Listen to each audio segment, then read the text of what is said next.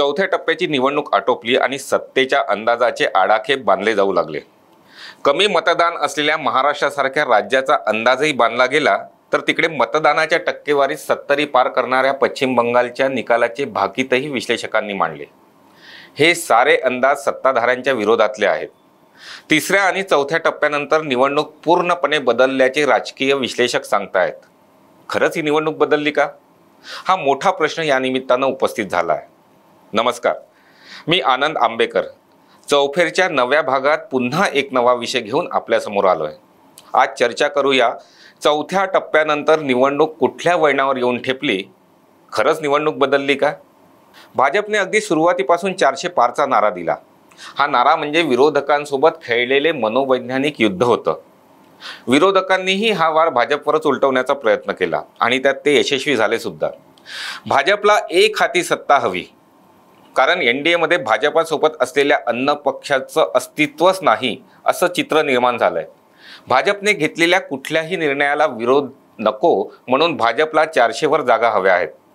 संविधान बदलण्यासाठी हा खेळ आहे हे जनतेला पटवून देण्यात विरोधक यशस्वी झाले। या मुद्द्याचा अंडरकरंट आहे असं राजकीय विश्लेषकांचं मत आहे। दुसरी बाब म्हणजे भाजपनं सत्तेसाठी राजकीय पक्ष फोडले। बिहारमध्ये नितीश कुमार यांना सोबत घेतले, पण हा डाव त्यांच्यावरच उलटल्याचं चित्र आहे। आंध्र प्रदेशात चंद्राबाबू नायडू सोबत घेतले, पण नायडू निवडणुकीनंतर युती केलेल्या पक्षासोबत राहत नाही हा इतिहास आहे। कर्नाटकात सहयोगी पक्षाचे खासदार रेवन्ना प्रकरण अंगावर शेकलं।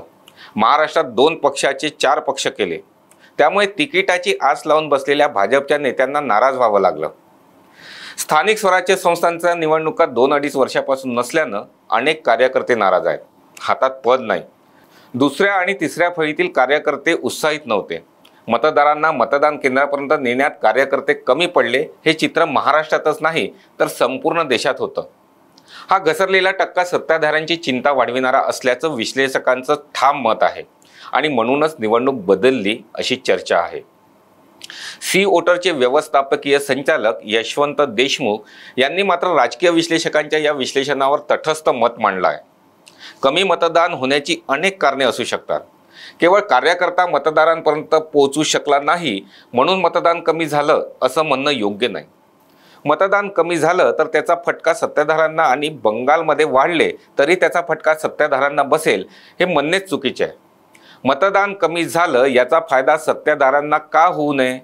ज्या कॅडर बेस पार्टी असतात त्यांना नेहमीच कमी टक्केवारीचा फायदा होतो, त्यामुळे निश्चितच कमी मतदान भाजपला फायदेशीर ठरू शकतं असं यशवंत देशमुख म्हणतात। छत्तीसगड, राजस्थान, मध्य प्रदेशात विधानसभा निवडणुकीत इथेच गफलत झाली। वातावरण आणि राजकीय विश्लेषक भाजप विरोधी आकलन करत असताना आलेले निकाल सर्वांनाच आश्चर्यचकित करणारे होते।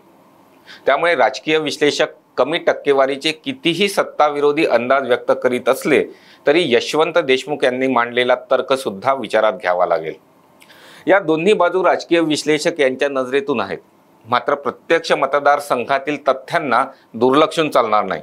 निवडणूक लोकसभेची असली तरी स्थानिक मुद्दे प्रभावी ठरत आहे।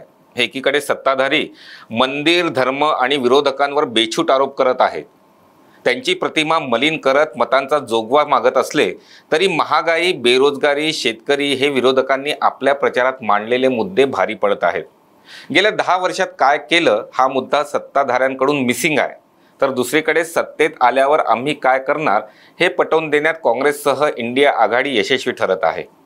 महालक्ष्मी योजना, नोकरी गॅरंटी हे मुद्दे मतदारांना क्लिक होत आहेत। संविधानाचा मुद्दा सत्ताधाऱ्यांना भारी पडत आहे। राजकीय विश्लेषक किंवा तटस्थपणे बोलणारे काहीही भूमिका मांडत ग्राउंड रियालिटी दुर्लक्षून चालणार नाही आणि ती सत्ता विरोधी आहे इतके मात्र निश्चित। खूप खूप धन्यवाद। असेच नवनवीन विषय ऐकण्यासाठी देशोन्नती न्यूजला सबस्क्राईब करा। या व्हिडिओला लाईक करा, शेअर करा आणि आपले मत कमेंटमध्ये अवश्य नोंदवा। नमस्कार।